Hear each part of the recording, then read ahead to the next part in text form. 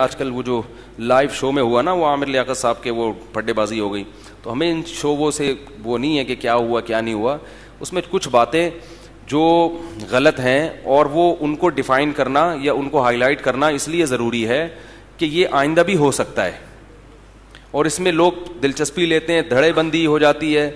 تو علماء کی بہرحال ذمہ داری ہوتی ہے کہ اگر کسی پہ ظلم ہوا ہے تو اس ظلم کو میں سمجھتا ہوں بیان کیا جائے. اس میں جو اہل حدیث عالم تھے میں یہ سمجھتا ہوں ان کے ساتھ بہت ناانصافی ہوئی ہے, کیونکہ وہ نہ کہہ رہے میں ذاکر نائک کا خلیفہ ہوں, نہ میں وہ کہہ رہے میں وہ ایک بات کر رہے ہیں, لیکن اس کو توپیں لے کے گستاخ رسول پر خام خام میں زبردستی. تو میں یہ سمجھتا ہوں کہ یہ جن لوگوں نے بھی اس طرح کیا ہے انہوں نے کوئی ذمہ داری کا ثبوت نہیں دیا.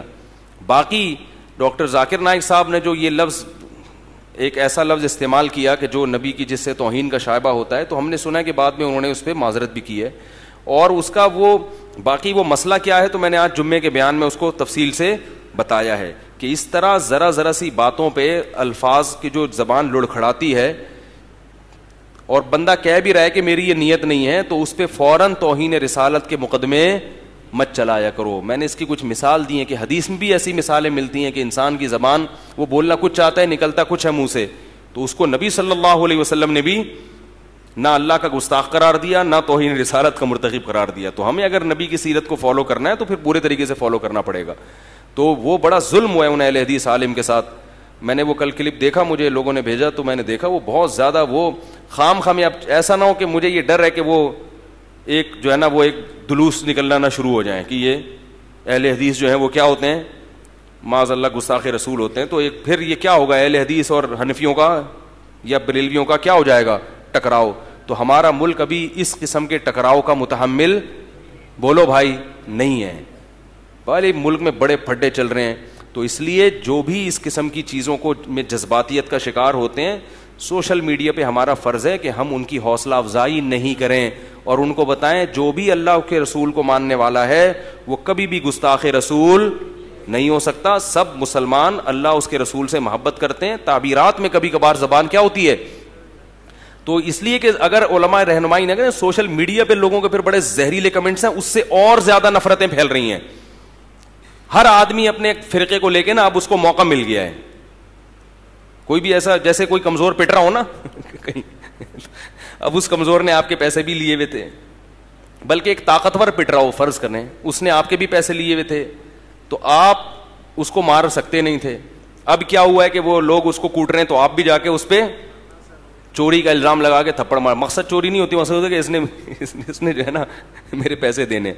ہم سرگودا میں تھے تو ایک چور پکڑا گیا, تو ایک صاحب نے اس کو 2-3 لوگوں نے نا اس کو درخت سے باندھ دیا. چور بڑا طاقتور تھا, اب لوگوں نے اس کو چانٹے مانٹے مارنا شروع کیے.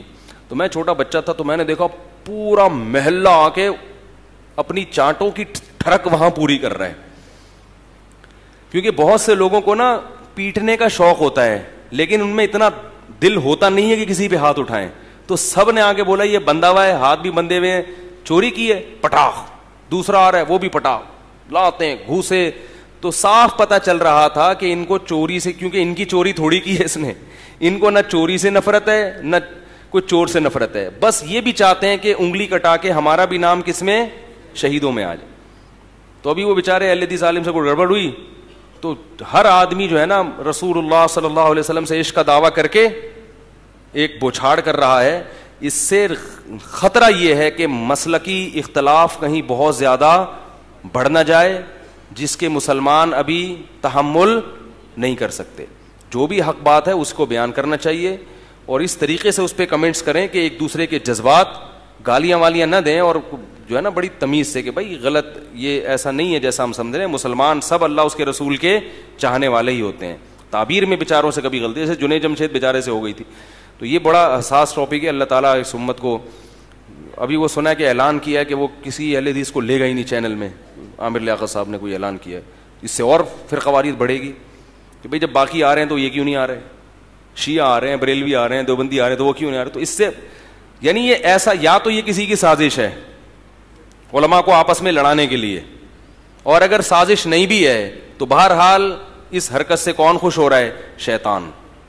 اور نقصان کس کا ہو رہا ہے, میں پہلے ہی اس کا قائل نہیں تھا کہ اس طرح علماء کو بٹھا کے نا مرغوں کی طرح لڑایا جائے آپس میں. یہ فروعی مسائل مدرسوں میں ہونے چاہیے, اور اگر بحث ہو بھی رہی ہے تو ایک دوسرے کے احترام کے ساتھ تمیز کے دائرے میں ہونی چاہیے. اللہ تعالیٰ سمجھنے کے عمل کی توفیق عطا فرمائے. پھر انشاءاللہ باقی مضامین کل بیان کریں گے. سبحانک اللہم و بحمدک نشہد ان لا الہ الا انت نستغفرک و نتوب الیک.